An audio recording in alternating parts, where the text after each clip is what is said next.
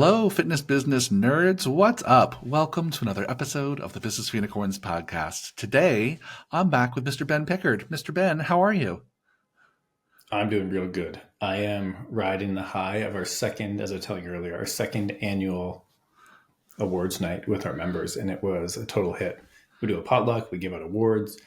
And the short version of the win here is we had some members who felt inspired enough that, unbeknownst to myself and the rest of the staff, they came up saying, "Hey, we just have a couple things to say." And we're like, "All right, sure." And then they end up giving out very thoughtful awards to myself and the rest of the staff. And it was absolutely beautiful. I almost cried, and that's saying a lot. That's amazing when, as gym owners, we're often thinking about how do we over-deliver for our team? How do we create a great experience for our clients? And when our clients, we find out, are also thinking about how do we give back? How do we celebrate the team of this gym who helps me so much?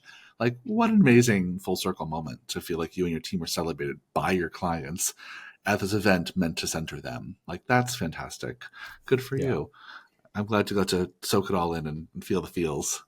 Yeah, it was a really, I was reflecting on it for a couple of days actually afterwards. And it's one of those things where, culture is kind of like a garden. You can't force it to grow in a certain direction. You just have to fan the flames or water it or fertilize or whatever, but you don't know exactly how it's going to go. Yeah. Like, it couldn't have gone better if I planned for it. And if I planned for it, it never would have worked. Yeah. Good for you. That's amazing. And what a great, I hope your team also felt the love. Oh my God. Yeah. They were we had a couple of team members edge of tears. It was really good. That's amazing. Both of us, we had a meeting right before this, dear listeners, our regular weekly one-on-one, and we were both sharing wins. And my win this past week was related to work as well. And that Mark and I, you all might have heard this before if you're on our email list. I think we talk about it a little bit on the podcast. We do this thing called like a mentorship day, where you sit down with me or Mark for basically a full day, and we go through all your information, your profit and loss sheet, and all this information about your business. And I got to do one yesterday face to face for the first time, and it was so fun to sit down for 4 hours with someone and really talk through their business and help them create a strategic plan moving forward. And it was just really fun. I think both of them, and I too had just such warm, fuzzy feelings from this experience of being able to sit down face to face with someone and talk through their business, when I've done that a million times on Zoom. But just really getting to be face to face made it really extra special. So good wins. All right. Let's talk a little about today's topic. So switching gears, this is actually a fun gear switch, because we're talking about the opposite today on this podcast, which is Ben and I both mentioned parts of our jobs that give us warm, fuzzy, exciting feelings. And today we want to talk a little bit about what do you do when there's parts of your job that you really dread, that you really don't look forward to? And everyone's got them. For some of us, maybe it's only 5, 10, 15% of our job is stuff we really don't want to do. And for other of us, it might be a bigger percentage. It might be 80% of stuff that's that's part of your job right now you don't really love doing or look forward to doing. So we wanted to talk about one, that's a reality for a lot of people with jobs, and what do you do about it? What do you do about the fact that many of us have parts or big parts, smaller, big parts of our jobs that we're really not looking forward to? It's not fun for us. We're not excited about it. It maybe drains us, takes a lot out of us. Maybe it comes at a cost.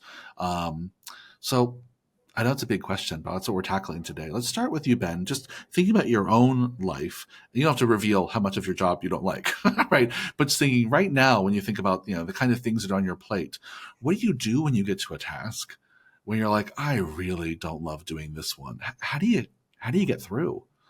Do you get through? Does it get done? I think so. My track record's pretty consistent. It's rare. As you know, it's rare that I miss things, or if I do, it's usually harder on myself than the person I report to, whether it's you or my manager or whatever. Can I answer? I'm of two minds. Can I answer with two brief stories? You totally can. You can answer any way you want. All right. So I'm of two minds of this. On one hand, one of my mentors and friends, Carly, who runs our annual planning for BFU. Yep. Hi, Carly. Hi, Carly. Shout out. There was a time where she framed it to me very succinctly and very nicely, clear as kind, nicely, around an employee, so to speak. I'm changing the words here for the context. An employee does the job a professional gets the job done. Mm-hmm. And it was the difference between, because whether it, let's think of it as like a trainer, for instance, like it's rare but possible that the trainers at your gyms just train, like they show up 1 minute before the session, they do an amazing job at the session, and they leave 1 minute after. That probably is not the way your gym is running. Yep. So, like a trainer gets the job done, or does the job. A fitness professional gets the job done. That comes with sometimes you have to stay late and talk about feelings with members, or there's an email you need to help, or you need to go above and beyond in this thing, or maybe you needed to vacuum afterwards. I don't know. So, on one hand, I think there's an aspect of, yeah, depending on that percentage, there's a threshold that if you hate 99% of your job, you probably might want to look for a different job. Yep. But everyone's going to have a different threshold. And on the other hand, like um, my mom was very sick when I was younger. Well, for a long time. And it wasn't totally debilitating, but it's complicated. I'm not going to get into it because I'm going to cry. I watched my dad go to a job where he was being actively torpedoed by his superior because his superior felt threatened. This is how I understood it, threatened that my dad wanted his job. My dad didn't want my superior's job. He wanted to be informed when meetings are so he doesn't hear halfway through and then show up late and look like an idiot, because he needed the job because there was medical bills to pay. In Canada, Sure. yes, we have a lot of free stuff, but it's not all free. And this was some of the not free stuff, but they needed the money. And I saw the impact that had on my family. Yep. So even if you're not just doing it for you and you've got other people who rely on you, it's challenging as a early teenager to be told by your mom that's like, hey, maybe just give your dad 20 or 30 minutes when he gets home from work before asking him how his day was, because he needs to cool off. So like we don't often talk about that, but there's a cost beyond just like, does that thing get you another client or get the SOP done or whatever the thing is. So like those are two, but I think very powerful examples that are completely different other sides of the coin, right? I'm glad that my dad did that for my mom's health. And like there was a cost outside of literal money for that. And on the same hand, like depending on that percentage is, like sometimes you just got to put on your fucking adult pants and get the shit done. But I can't even guess at how you determine where that line is for you of where you really need to be looking for that thing. And to be clear, my dad was actually looking for other employment, but he needed to get fired, not quit. So he got the severance to handle the period, to handle the medical bills. So he was searching for other things. He just hadn't found it yet. He was trying to leave. Yeah. Well, I love those examples because they really represent that there's like so many sides to this coin, right? That there's lots of factors that go into it. And, and if we had longer, I would maybe dive into the research on this because there's a lot of great research on how people contribute, how people do tasks. But I'll give you like the big buckets in terms of like how I think about this. One is how the task is motivated, like your level of motivation around the task. Are you motivated to do this because it's a fun thing to do, a thing that pays you money, a thing that gives you status, a thing? What is the motivation, intrinsic or extrinsic, around this task or this role? Number two, I think the thing is really important is like how this fits into your job, like how this relates to your job and the success of your job as a whole. Is this critical to you being successful in your job? Is it not critical to being successful in your job? Right. And that relates to, I think that criticalness relates to like how meaningful is this work? Right? Does this job, does this task give you some sense of meaning? Gives you some sense of purpose? And then of course it's also like how you plan to do it, how you've set yourself up to succeed or not in actually executing, and then how you treat yourself when you do it or don't do it. Right? Like there's lots of like layers to how we interact with a single task. Right? I'll say those again, just I think those are like good buckets to think about. Read my mind. Right. One is like how motivating is the task? Right? Is there any intrinsic or extrinsic? I can't say that fast. Intrinsic or extrinsic motivation for you to complete this task. Two is, how important is it to your job? How is your job designed to make for you to interact with this? Is this a really critical, mission critical thing you have to do a lot, a thing you have to do once in a while? And does that task have any meaning to it? Does the task give you any sense of meaning, any sense of purpose? Yeah. The other two buckets were, how have you taught yourself, or how someone taught you to execute on this task? Have you been trained well? Have you been poorly trained? Right? Do you hate doing it because there's a lot of ambiguity? Right? So getting better at executing will often make someone more likely to want to do a task. If you think you're good at something, you're more likely to look forward to it and want to do it. If you feel like you're bad at something, you're less likely. So how you do it matters. And the last one I think is really how you treat yourself when you're doing it well or not doing it, right? So when you're doing a task well that you don't really love doing, do you reward yourself?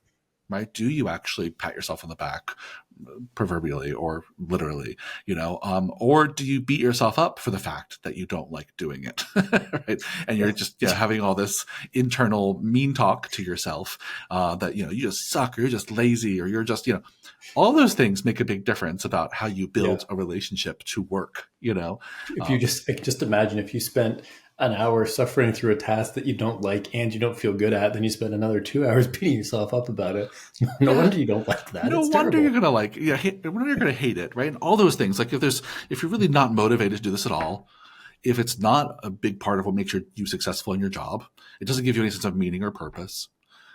You don't have a systematic, consistent way of executing and doing this task well. No one's ever trained you how to do it properly, right? And you also are beating yourself up about the fact that all those things are true, right? It's like, that's the worst case scenario where you don't check any of those boxes. What's real for most of us most of the time is that there's some that are checked and some that are not, right? There's, we might be motivated to do it because it does make us money and it helps us show everyone we're good at our jobs. So there might be some motivation there, but also just the task itself might be like not fun. Like it might be really tedious or require a kind of focus you just don't have. It's hard for you to find during your day-to-day work, right? It's usually a mixed bag.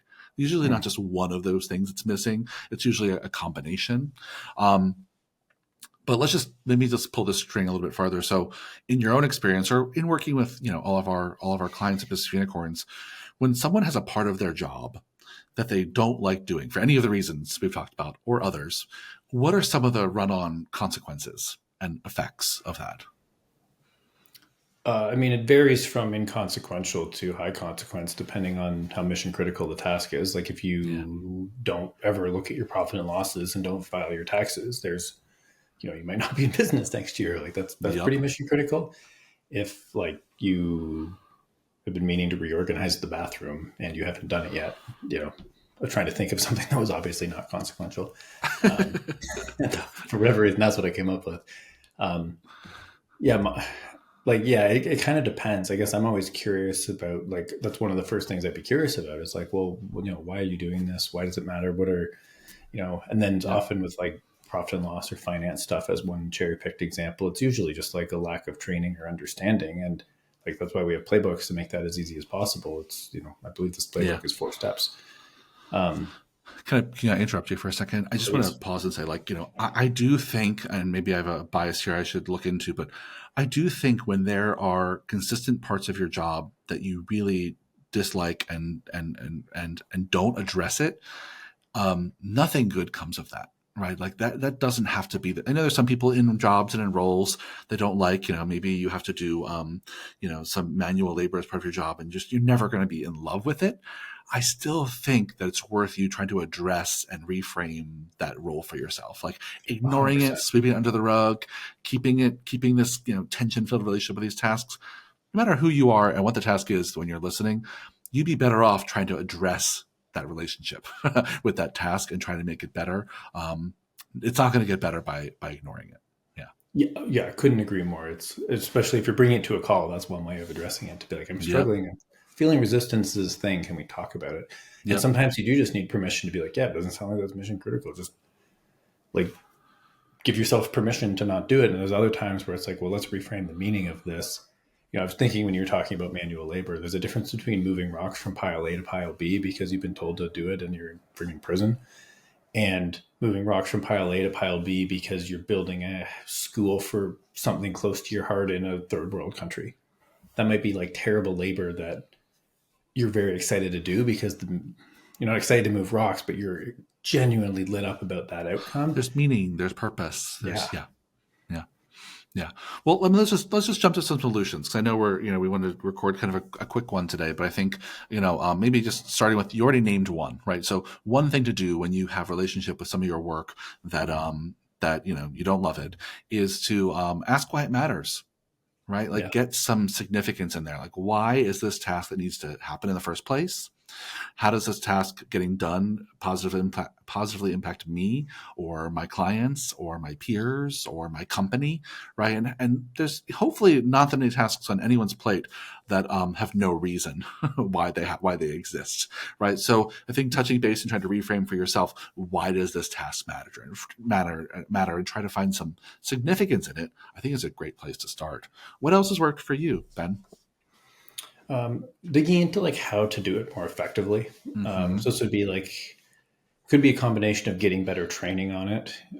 So if you work for somebody, you can ask your boss for some training. I'd probably be happy to oblige. And if you work for yourself, it might be, seeking out some professional counsel like BFU or somebody else to like help with that thing. You can take a learn how to be a bookkeeper course or something like that. Yeah. Um, Yeah, because then I had thinking of an example of BFU that I had where I built a system and then it turns out I hated the monster that I built. And I came to you and Mark and was like, can I change this? I fucking hate what I've done. And you're both like, yeah, go for it. I'm like, great. 100%. And then I rebuilt it and now it saves me like 5 hours a month and it's actually objectively better. Yeah. I just needed permission and then I did some research on how to do it better. I don't know. That's the second one that comes to mind. Do you have a third one, Michael? Yeah, I think I can think of a few. I mean, one is, make the right thing to do the easy thing to do, right? So if there's some friction around doing this thing that you're constantly putting it off, see if you can't pair it with other things you like doing more, right? Like, putting in a time of day when it's more likely for you to go to do it. I think that's one is right. Try to make the right thing to do the easy thing to do. Another one I think is ask for help. Right, ask for help. Maybe if this is a task that you can get help with, and maybe you don't have to do it all the time. Maybe instead of doing this every week, you only have to do it once every 4 weeks or every 2 weeks. Right. So I think asking for help can be really valuable. And I think I'll share one more, which is when it comes to the kind of negative self-talk and how you treat yourself around this task. The third thing I would say is to practice some self-compassion, right? To be kind to yourself, right? That it's very easy to assume that because we struggle to do something, that means something about who we are, and that's not very rarely the case, right? You're not doing it because you're not doing it because you're stupid or you're lazy, or it's very unlikely that there's a real character flaw at the center of this tension you have with this task, right? But it's easy for us to assume that about ourselves and have that negative self-talk, which is just like not helpful. So I think, some self-compassion helps. I think making the right thing to do an easier thing to do for yourself, asking for help. I think those are all things that can be meaningful.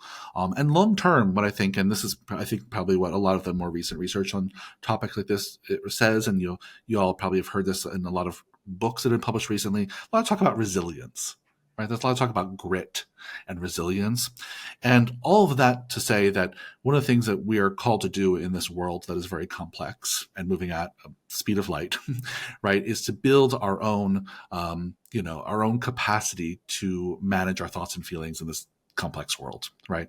And you can have an impact on your overall capacity to deal with and manage hard things, right? And it takes all the things we mentioned here and a whole other toolbox we don't have time for, right? But you can get better at managing difficult things in your life, including work you have to do that you don't want to, right? And building your overall capacity to, psychologically, spiritually, emotionally do those things is something that is possible. You can get some help from coaches, from therapists, from mentors, right? And building out your ability to interact with and manage hard things in your life is a task, I think, a journey many of us are on. And the world is only getting more complicated and more pointed in many ways. And so I think us building in our own kind of capacity to be resilient is going to be something we talk even more about as the world keeps turning. Yeah, those are really good points, Michael. Particularly, I'm not sure if there's a connection here. So if I'm manipulating research that may or may not exist, something about humans being meaning-making machines, and like you said, it's unlikely you have a true character flaw because you don't like doing X, while also building resilience. Often if we can get clear, or in my experience, I shouldn't say we, in my experience, I've got clear that it's like, right, the stakes aren't actually that high. This doesn't mean I'm a terrible person and not a failure of a human because I didn't like doing that menial thing. Yeah. That, like you said, with many boxes connected with maybe I'm vacuuming because I take pride in the gym. with it not being such a big deal, plus that feeling of accomplishment when you do hard things that I believe builds grit and resilience. And that's for Yeah. me, there's something that can be kind of magical there. And that's not to say that if you hate 100% of your job, that doesn't mean you can't just like do a different thing. People do career changes and that's okay. But there is a Yeah. personal development journey here that is something to be, there's a lot of positives to be gained until there aren't any more. And for I think a lot of us, there's still Yeah. positives to be gained. Yeah. Yeah. Well said, my friend. I think oftentimes a lot of these kind of conversations come down to what is a theme in this podcast. And I think will always be a theme, which is when there's something that's not working for you or your business, your first reaction to that, we hope more and more in life, is curiosity, right? We hope that you lean into that tension or that confusion or that, and that you run toward it and say, what's really going on here? And I think, a lot of what we talked about today were all ways you can explore what's really going on under the surface. Why do you hate this task? Why do you not look forward to it? What's really going on? And what are some ways you can change and reframe that? I think is always a good idea. It's always a good direction to go. It's towards curiosity. Yeah. Yes. Well, thanks for a great conversation. It's always been. I think, we this was a little bit of a heady one today, but we thought, we are ourselves involved in jobs where we don't always love 100% what's on our plates. We talk to people all the time in Unicorn Society and Leadership Society who have jobs that they don't always love 100% of. And so I'm glad that we could kind of make that real, bring that to the surface and say, like, that's normal. And there's some things you can do about it, like all the things we listed today and then some. Yeah. Awesome. Well, thanks as always, Ben. And dear listeners, we hope you found this valuable. We'll see you on the next one. Thank you. Bye.